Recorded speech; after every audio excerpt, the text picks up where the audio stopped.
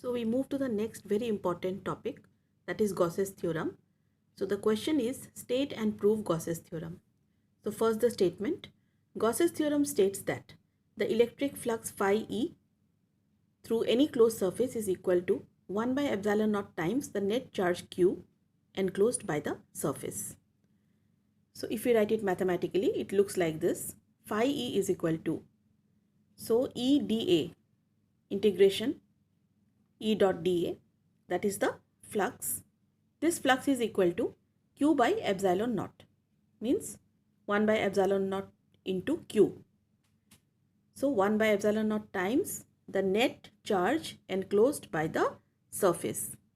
1 by epsilon naught times the net charge enclosed by the surface is equal to the electric flux through the closed surface. Let us see the proof. Let us consider a point charge plus Q situated at a point O inside a closed surface. So let us have a look at the diagram.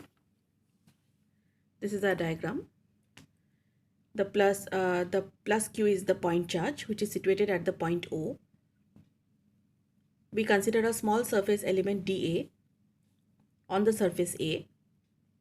The area vector is dA normal to the surface. OP, that distance is taken as R, and the electric field intensity at the point P is E. So this is our diagram and these are our assumptions. Let us proceed to the proof. Whatever we have mentioned in the diagram, we mention it. Let OP equal to R. Let E be the electric field intensity at P due to the charge plus Q. So now the electric flux through dA, so d phi E is equal to E dot dA. This is from the definition of electric flux which I have explained in my previous video. So E dot dA means E dA cos theta. Theta is the angle between E, the vector E, and the vector, area vector dA. So d phi E is equal to E dA cos theta. But E is the electric field. So using the formula for electric field, 1 by 4 pi epsilon naught charge. What is the charge in this case? Q by R square. We have taken the distance of the point P from the charge to be R. So square of the distance R square. We substitute this. So d phi E is equal to, we rewrite it. So what we have is 1 by 4 pi epsilon naught. We have Q by R square dA cos theta. So we rewrite it. Q we put over Q by 4 pi epsilon naught. dA cos theta by R square, we write it separately. So dA cos theta by R square is actually d omega. So what is d omega? If we go back to the diagram, d omega is the solid angle. It is the solid angle subtended by the area dA at the point O. So from formula of solid angle, dA cos theta by R square is written as d omega. So just to get the total flux, we just need to integrate this. When we integrate, that means integrate this term, Q by 4 pi epsilon naught d omega. So Q by 4 pi epsilon naught is the constant term. So it will come out of the integration sign and only d omega will be inside the integration sign. So phi E, when d phi E is integrated, we get phi E, the total flux. Phi E is equal to Q by 4 pi epsilon naught integration over the closed surface. So d omega.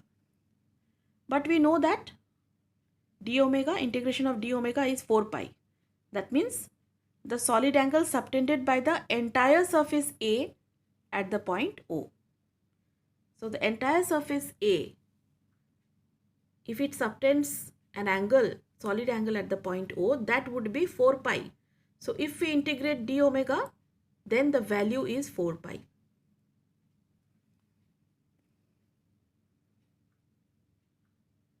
So now it's very simple. Q by 4 pi epsilon naught, and that side we get 4 pi. So naturally they will cancel each other, and what is left is phi e is equal to Q by epsilon naught. Hence proved. One more time I would like to revise the steps of the proof. The diagram. First step, d phi e is equal to E dot dA is equal to E dA cos theta. Next step, write the value of E, the magnitude of E. Next step, rearrange so that you can write it as d omega. Next step, integrate d omega. Final step, d omega is, integration of d omega is nothing but 4 pi. So what is left is Q by epsilon naught. There are two things we should note down along with this proof. What will happen if there are, say, n number of charges, more than one charge? It's nothing but just the summation of the charge. So in this case, if there is more than one charge, phi e is equal to 1 by epsilon naught summation of q. So summation q is the algebraic sum of all the charges enclosed by the surface. Second thing, what will happen if q is outside the closed surface? If it is not enclosed, so then the situation is somewhat like this. So q is outside A. So we have two solid angles. We have two surface elements, dA1, dA2. At dA1, the direction is inwards. At dA2, direction is outwards. So minus q by 4 pi epsilon naught d omega plus q by 4 pi epsilon naught d omega. They cancel out each other. So if q is outside the closed surface, total flux through the surface will be 0.